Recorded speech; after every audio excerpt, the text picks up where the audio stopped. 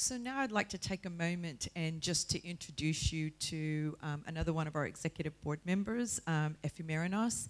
She's actually going to take just a few minutes to take us through the CSCA exam, sort of talk to you about part one and part 1, 2, and 3.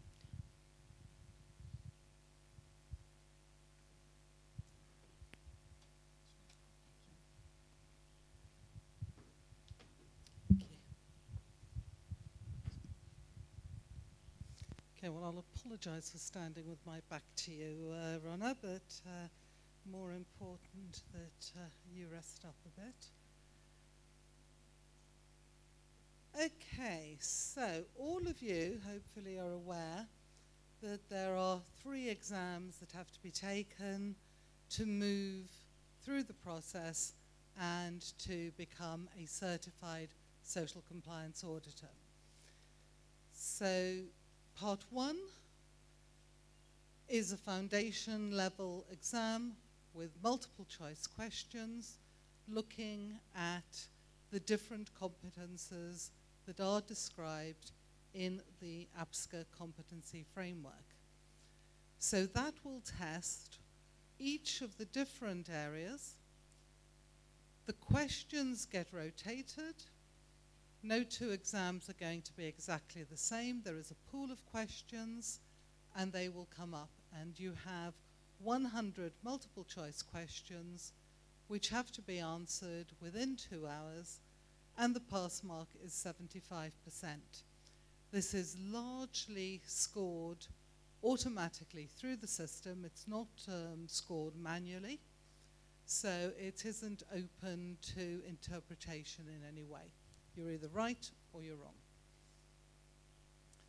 You then have part 2, which you're allowed to take once you have received notification of having passed part 1. And you have to give 30 days notice in order to sit the exam. So you can't just go online, say, I'd like to take it tomorrow and do it. There's a 30-day period. And that is because there has to be time to arrange for payment for the exam, and also for the queuing system with the proctor, which I'll explain in a minute. Part 2 is a case study. It's available again in the 4 languages, in English, both Chinese, yes, traditional and simplified, and also in Spanish. So the case study, there is a fictional country with a fictional set of laws and a fictional scenario in a factory, and you are asked to answer questions around this. Again, very, very important that people take the time to read the actual scenario and don't try to answer just based on what is happening in their own country where they're operating, because the laws may well be different to the ones that you're used to. So you do need to read the case study properly before trying to answer the questions. Again, it's 2 hours, and the pass mark is 75%. Assuming you pass that exam, you're then eligible to book to take part 3. And this is slightly shorter. It's an hour and a half with 3 role play scenarios. And again, you're given time to read the situation and then to go through 3 different role-playing exercises, one-to-one with the person who is examining. Now, all of these exams are done online.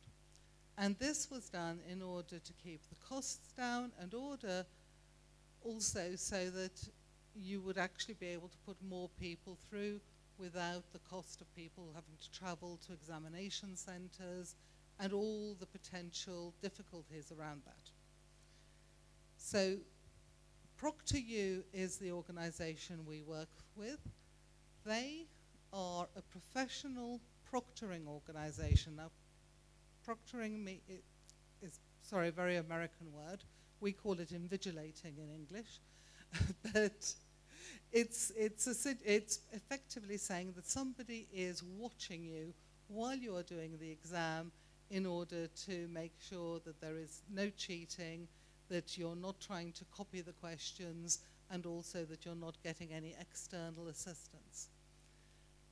It is an important part of the integrity of the exam so that people can really have trust in the results at the end. And it's important to note that this is done in a very, very standardized way. So before the exam starts, they will ask to see the room that you're in. They will ask to take over your computer to make sure that you don't have access to external resources on it, to block any photo-taking capabilities, and in fact to make sure that you've put your mobile phone away and that you are on your own. So all of this is explained in the Auditor Handbook, and this is why we tell everybody it's so important to read that handbook, because in many cases exams cannot go forward because people have not tested their equipment, or something goes wrong during the exam, somebody walks into the room, you're in a very noisy environment so they can't make sure that there's nobody talking to you, etc. If any of these types of situations happen, APSCA is alerted about the potential violation, and they will investigate. And this is one of the reasons that the exams are being recorded, so that they can then look at the situation and see whether it's a technicality. The air conditioning was very noisy and therefore it wasn't possible to be sure that things were okay, or whether somebody has actually been behaving incorrectly. If it is found that there is a deliberate violation that will lead to the exam being cancelled, the auditor is regraded and moved down to APSCA level, and they're not able to resit the exam for a period up to 12 months. So it is very serious if somebody is found to be in violation of the exam conditions, and it's therefore very important that everybody has read the manual, understands the rules, and makes sure that they are behaving appropriately. So, the results of the exams.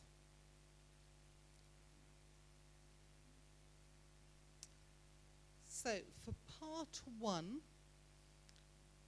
there are about 1,600 exams that have been sat to date, of which there is 81% of the delegates who sat the exam passed it. So, it's actually quite a strong performance now. It wasn't the case during the pilot and the soft launch when we started, because of a lot of misunderstandings about how the questions were written, what people had to do. The pass rate was actually sitting closer to around 70%, but it's now running at a state of around 81% of people passing.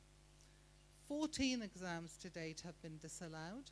These are the situations where people were found to be in violation of the exam conditions. And then the other sort of 19% there are due to failures, and people are then able to resit the exam after a month, so 30 days after receiving notification of their result.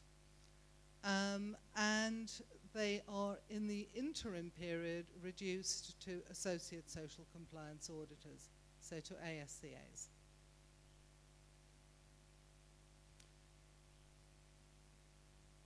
Now, the Part 2 exam, we've had the pilot and the soft launch, and the pass rate is running at 65%. Again, this is mirroring to some extent where things started with the Part 1. So we will see as this builds up how this goes on. But there have been about just over 110 people, 120 people that have actually taken the exam. And of those, 1% of one of the exams has been disallowed. And Part 3 is the pilot exam that happened in April and June in English, and then simplified Chinese and Spanish. And you've got about 60 people who've taken the exam, more or less, 58. Again, the pass rate is lower at the moment.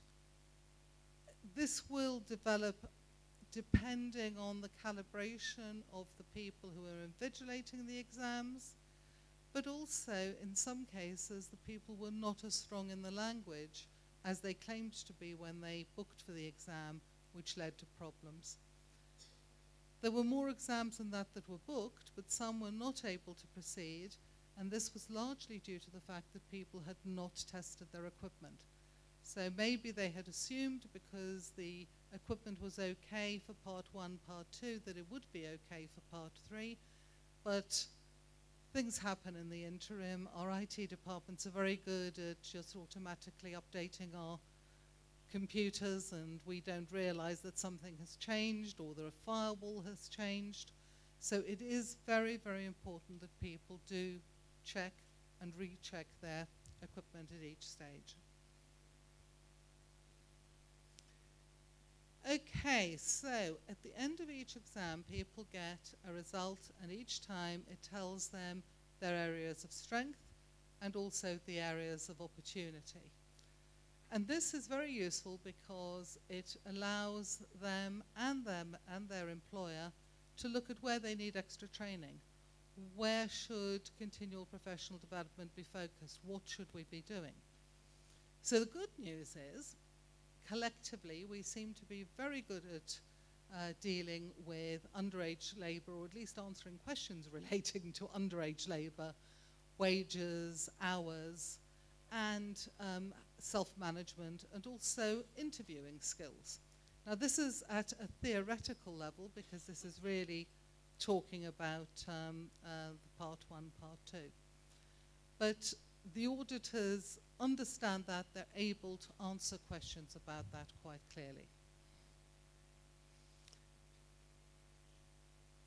But I guess it's not a particular surprise that the areas that are more challenging, and we have significant areas of opportunity and we need to be providing more training, are around many of the soft issues, freedom of association, discrimination, etc., and also some things around management systems. The one that is, of course, very important to, and always surprises me when I see it, is the number of people who get the questions around the use of the APSCA member number wrong, bearing in mind that this is specifically written and explained at the back of the auditor manual, so it's something that everybody should have read, learned, and understood, and be able to answer. And, you know, that's a bit like going into an exam and not being able to write your name down correctly at the top of the paper or your candidate number. So really showing the need to focus on the preparation prior to the examination. There is a webinar on the newsletter page from September 2019, which gave more information about this. And again, very important, please do use the resources that are available on the APSCA website as soon as it's available again in China. Do listen to those and do review that information. And then if you have questions, if there are things that are still unclear, the APSCA team will be very happy to talk to you about that.